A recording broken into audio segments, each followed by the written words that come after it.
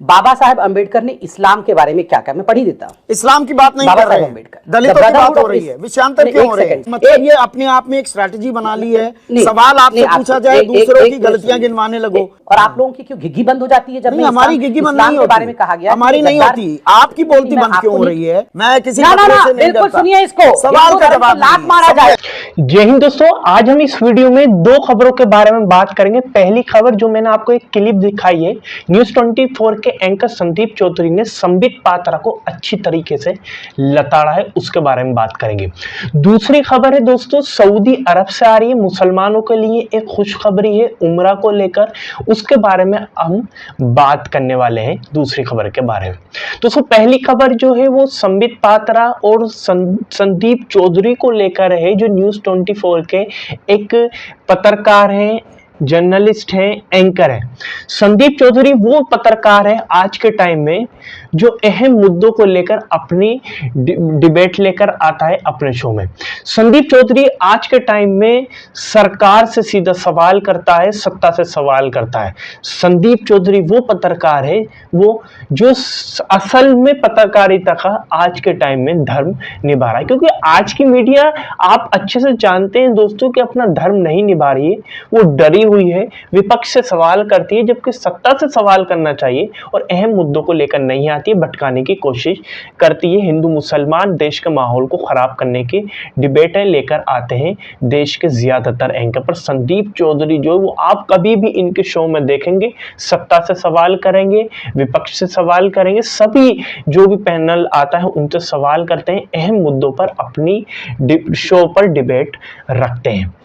दोस्तों बात चल रही थी बाबा साहब अंबेडकर को लेकर, संबित पात्रा से सवाल पूछा गया दलितों को लेकर, संबित पात्रा बीच में इस्लाम को लेकर आ जाते हैं। वही संदीप चौधरी टोकते हैं कि यहाँ तो इस्लाम की कोई बात नहीं हो रही, आप इस्लाम को क्यों लेकर आ रहे हैं, यहाँ तो दलितों की बात हो रही है। तो वहीं भड़क जाते हैं संबित पात्रा, संदीप चौधरी जी के ऊपर ही चिल्लाने लगते हैं, पर संदीप चौधरी उन्हें अच्छे से लताड़ते हैं। यानी इससे ये साबित हो जाता है कि ये इन्हें आदत तो है ही नहीं, क्योंकि इनसे कोई सवाल करता नहीं है, जो इनमें मन में आता है अपनी डिबेट के ऊपर ये रखते हैं और इनसे कोई भी उल्टा सवाल करता ही नहीं है, सीधा सवाल इनसे कोई करता ही नहीं है, और जो ये बोलते हैं उनके ऊपर कोई सवाल इनसे पूछता ही नहीं है। पर संदीप चौधरी ने इनको अच्छे से लताड़ा और कहा, संदीप चौधरी ने दिखा दिया कि मैं आपसे लड़ने वाला नहीं हूँ, आप कुछ भी कर लें, आप मुझे खरीद नहीं सकते, आप दूसरे लोगों को खरीद सकते हैं, मुझे नहीं खरीद सकते। मैं तो अपने पत्रकारिता का धर्म निभाऊंगा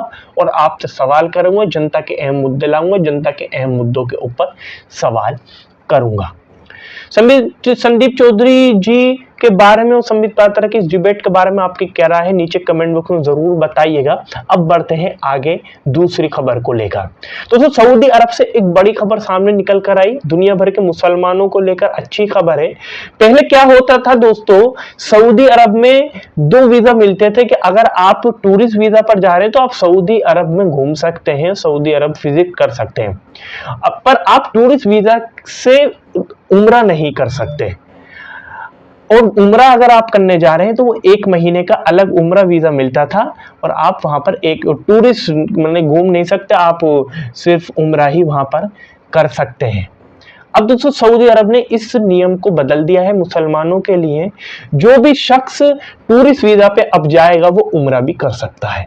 ये बदलाव किया गया है सऊदी अरब की तरफ से, क्योंकि जो पेट्रोल है वो बताया जा रहा है कि 2030 तक सऊदी अरब में ख़त्म हो जाएगा। तो सऊदी अरब अब पेट्रोल पर निर्भर नहीं रहना चाहता, वो अब अलग अलग तरीके से बिजनेस और बहुत सी चीज़ें स्टार्ट कर रहा है जिससे पेट्रोल ख़त्म हो जाए और वो और भी चीज़ों, पेट्रोल से निर्भर हटकर वो और भी चीज़ों पर निर्भर हो जाए। इसलिए सऊदी अरब की सरकार ने एक फैसला लिया है कि अब जो भी लोग टूरिस्ट वीज़ा पर आएंगे वो उम्रा भी कर सकते हैं। पहले टूरिस्ट वीज़ा पर उम्रा नहीं किया जाता था सऊदी अरब के अंदर। चलिए आपकी क्या राय में नीचे कमेंट बॉक्स में जरूर बताइएगा। वीडियो देखने के बाद वीडियो को लाइक करिएगा, शेयर करिए, चैनल पर अगर आपने चैनल को जरूर सब्सक्राइब और बेल आइकन को जरूर दबा दें ताकि मैं जब भी नई वीडियो लेकर आऊं दोस्तों आपको पता चल जाए। चलिए इस वीडियो में इतना ही।